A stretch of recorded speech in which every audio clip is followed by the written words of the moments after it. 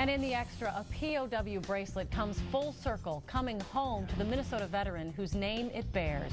The memorable story, 4 decades in the making, next.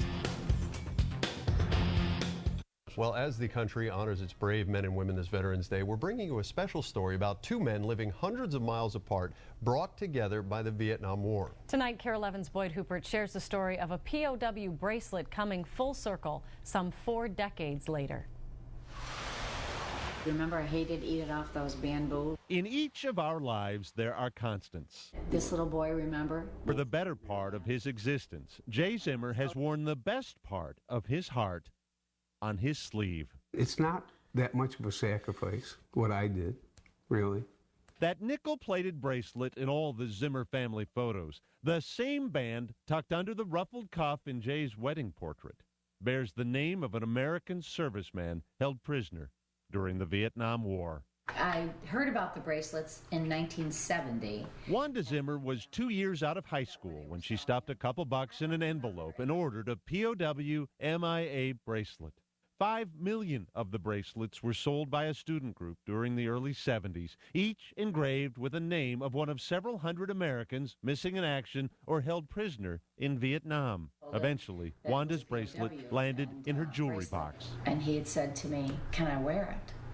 I said, "Sure." And that day, Jay slipped onto his arm the name Lieutenant Colonel David Everson. And there it stayed. It was kind of tough. The war in Vietnam brings back many emotions for Jay, though a high draft number saved him from going. It was the boy in the house next door to Jay's who left Springville, New York, for Vietnam. And when 19-year-old John Ellis returned to Springville in a casket, the effects on his 17-year-old neighbor were profound. You know, he passed away and I didn't have to go. Jay thought often about his childhood neighbor as he honored Colonel Everson, mending the bracelet when it broke, all the while assuming the man on his wrist had also died in Vietnam.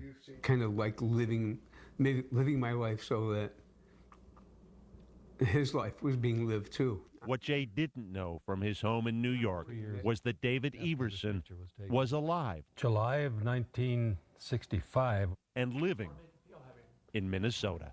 Well, that's a little overwhelming that somebody wore that for 40 years.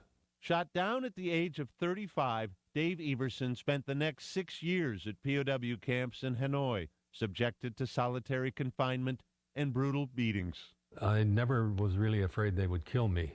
I was afraid they wouldn't. Recently, his family acquired this film of his return to the United States and the reunion with his wife and children. This is one of the good memories. Those leading up to this moment, Dave Everson has chosen to put behind him.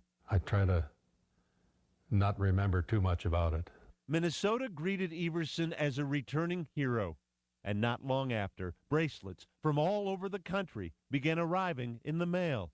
Oh, I had several pounds of bracelets at one time. But years have passed since Dave Everson has received a call like this.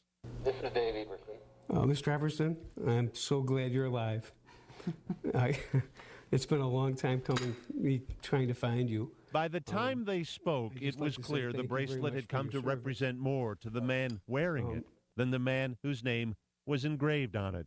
It's been with me when my children were born. But on this Veterans Day, we salute both men, each of whom honored a commitment to his country. You've been quite an inspiration. For the Kare 11 News Extra, I'm Boyd Hoopert. After talking with David Everson, Jay Zimmer removed the bracelet he has worn for all those years, put it in an envelope, and mailed it to Minnesota. Job well done.